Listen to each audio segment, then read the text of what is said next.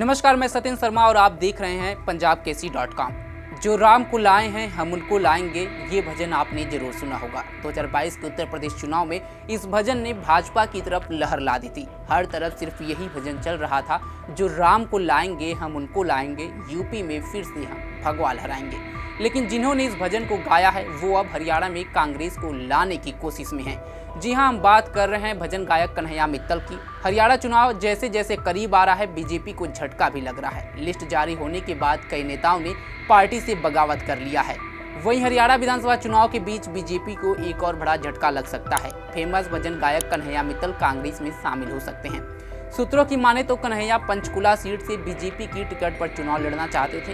हालांकि पार्टी ने यहां से ज्ञानचंद गुप्ता को उम्मीदवार बनाया है। इस फैसले से कन्हैया नाराज हैं। अब जो राम को लाए हैं हम उनको लाएंगे गायक फेमस हुए सिंगर कन्हैया मित्तल के कांग्रेस में शामिल होने की अटकलें तेज हो गई हैं। माना जा रहा है कि हरियाणा चुनाव से पहले वे कांग्रेस का दामन थाम सकते हैं। कांग्रेस में शामिल होने की चर्चाओं के बीच कन्हैया मित्तल ने एक चैनल को दिए गए इंटरव्यू में कहा कि एक दोस्त का फोन आया, मैंने उनसे अपने मन की बात कही।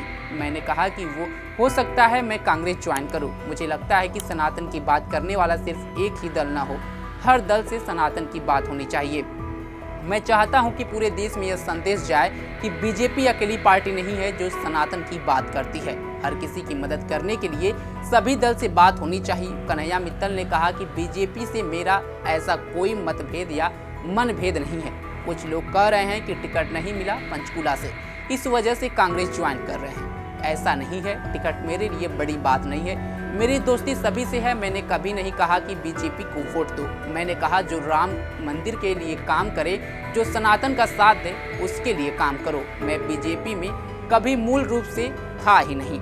हाँ, ऊपर से मुझे बुलाया जाता था। योगी आदित्यनाथ हमारे गुरु हैं, आज भी हैं और कल भी रहेंगे। चाहे मैं किसी भी पार्टी में जाऊं, उससे कोई फर्क नहीं पड़ता। कांग्रेस में जाने का मेरा मन है। कांग्रेस ज्वाइन करने की जानकारी जल्द ही शेयर करूंगा।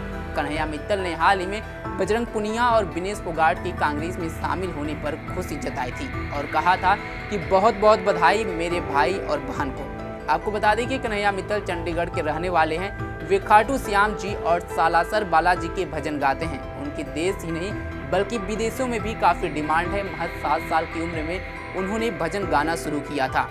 एक इंटरव्यू में कन्हैया मित्तल ने बताया था कि उनके पिता साइकिल पर नमकीन बेचने का काम किया करते थे। उन्होंने खुद भी सामान बेचने का काम किया है। लेकिन हरियाणा चुनाव में कन्हैया मित्तल को लेकर के अब चर्चा तेज हो गई है और अगर वो कांग्रेस में शामिल होते हैं तो कहीं ना कहीं बीजेपी के लिए एक बड़ा झटका हो सकता है। इस खबर पर आपकी क्या राय है, कमेंट बॉक्स में जरूर बताएं। तमाम खबरों के लिए जुड़े रहें हमारे साथ और देखते रहें पंजाबकेसरी.com। धन्यवाद।